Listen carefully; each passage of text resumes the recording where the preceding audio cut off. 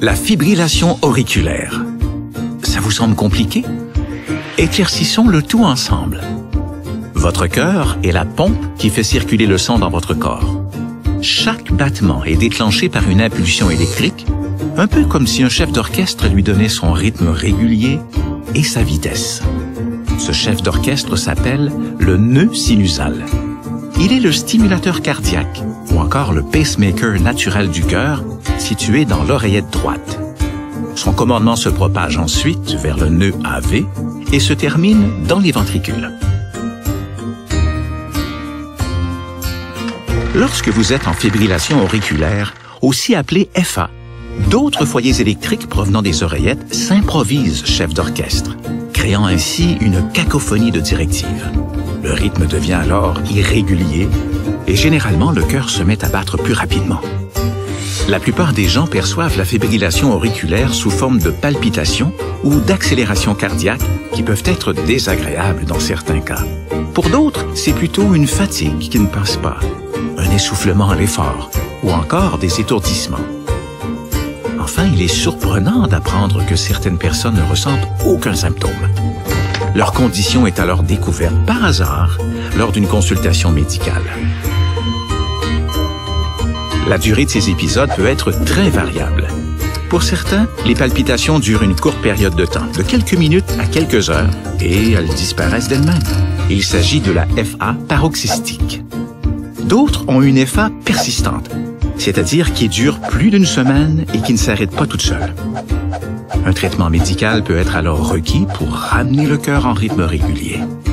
Il y a aussi une forme chronique appelée la FA permanente, qui dure depuis longtemps et pour laquelle un retour en rythme régulier n'est plus possible ou même souhaitable. En vieillissant, nous sommes de plus en plus à risque de faire de la fibrillation auriculaire. Mais ce trouble du rythme, qui est le plus répandu, peut aussi toucher les jeunes adultes en bonne santé. Plusieurs conditions favorisent l'apparition de la FA. La principale étant la haute pression, aussi appelée l'hypertension artérielle. On retrouve également les problèmes de valve cardiaque, d'hyperthyroïdie et d'insuffisance cardiaque, soit l'affaiblissement du cœur à pomper efficacement le sang. Sachez également que la prise d'alcool, surtout en grande quantité, peut déclencher un épisode. Toutefois, il arrive qu'aucune cause ne permette d'expliquer la présence de la FA. La fibrillation auriculaire en soi n'est pas une condition dangereuse, mais elle constitue un risque important de faire un accident vasculaire cérébral, aussi appelé AVC, surtout si vous avez un de ces facteurs de risque, l'hypertension, le diabète, l'insuffisance cardiaque, si vous êtes âgé de plus de 75 ans et surtout si vous avez déjà eu un AVC. Parce que le cœur bat de façon irrégulière en FA, le sang circule moins bien dans les oreillettes, ce qui peut former un caillot. S'il se déplace vers le cerveau, il provoque un AVC. Une partie du cerveau est alors privée de sang, ce qui peut avoir de lourdes conséquences. Prenons le temps de reconnaître les signes d'un AVC. Il peut s'agir d'une perte de force ou d'une paralysie d'un bras, d'une jambe ou du visage, comme un sourire croche. Une difficulté à parler ou à comprendre ce qu'on vous dit. Un problème de vision ou encore une perte d'équilibre. Vous devez immédiatement consulter à l'urgence si un de ces symptômes vous arrive subitement. OK, on vous a diagnostiqué une FA. Alors, on fait quoi? Avant tout, le traitement vise deux objectifs.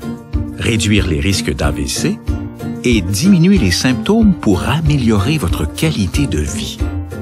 Si vous êtes à risque de faire un AVC, on vous prescrira des anticoagulants ou des antiplaquettaires qui éclaircissent le sang. Le choix de ces médicaments sera guidé par votre état de santé. Quant à ceux qui ont des symptômes incommodants, des antiarythmiques aident à maintenir votre cœur à un rythme régulier. Et pour ralentir la vitesse du cœur, d'autres types de médicaments peuvent également vous être prescrits. Il n'est pas rare que l'on doive essayer plusieurs médicaments différents avant de trouver celui qui vous convient. De plus, même si on a tendance à vouloir les arrêter lorsqu'on se sent mieux, il faut se rappeler qu'ils servent à réduire le risque de développer des complications à long terme. Il est donc essentiel de les poursuivre. Et si votre condition ne s'améliore pas, Il existe d'autres options. La cardioversion électrique. Il s'agit d'un choc électrique appliqué sur votre poitrine afin de rétablir votre cœur à un rythme régulier. Aucune douleur n'est ressentie car cette courte intervention s'effectue sous anesthésie.